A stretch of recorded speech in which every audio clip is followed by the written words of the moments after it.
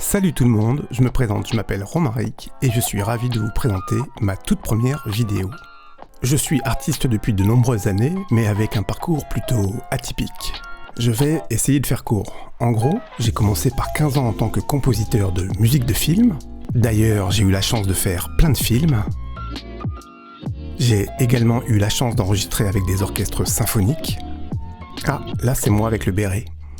Puis, après 15 ans, j'ai décidé de passer à autre chose, mais complètement autre chose. Je me suis lancé dans la peinture et dans le graphisme, et j'ai même ouvert ma galerie. D'ailleurs, il se peut que vous ayez déjà vu un de mes tableaux en boutique.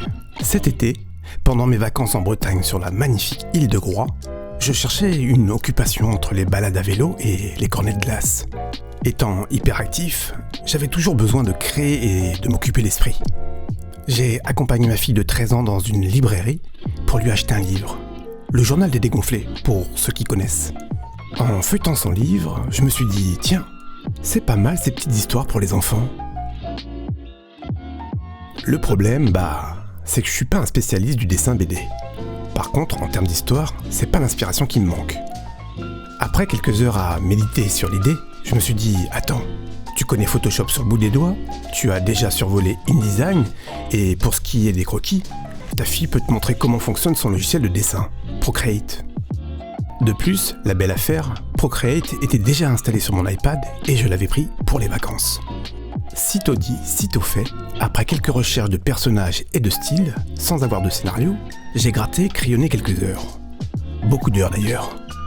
Étant un lève-tôt, 6h30 du matin environ, pas besoin de vous dire que j'avais du temps devant moi avant que la famille se lève, soit environ déjà 4 heures de Procreate avant de voir un bout de nez.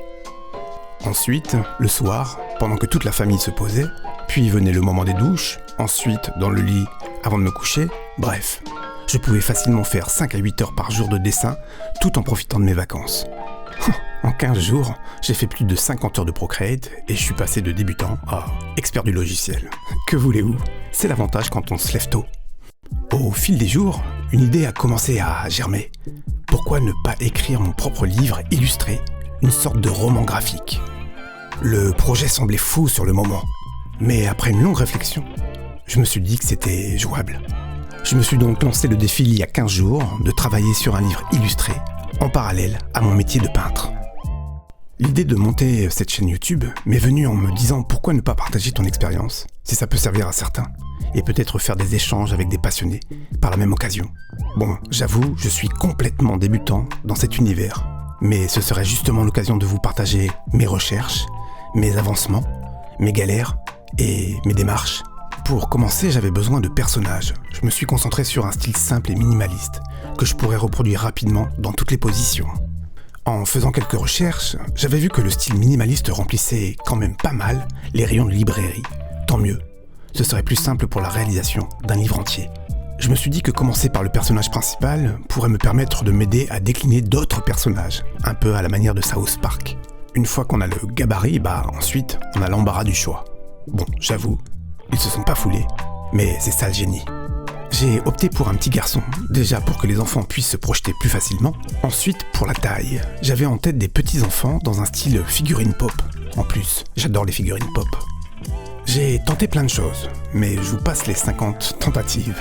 Je vous en montre quelques-unes. Puis, un moment, je sais pas pourquoi, mais j'avais l'image d'une gamine un peu glauque, un peu Tim Burton d'ailleurs. J'ai essayé de la personnaliser. Ensuite, j'ai tenté de la faire de profil, de 3/4. Pas évident quand on n'a pas l'habitude de dessiner. Mais le coup vient doucement. Il lui manquait un petit truc.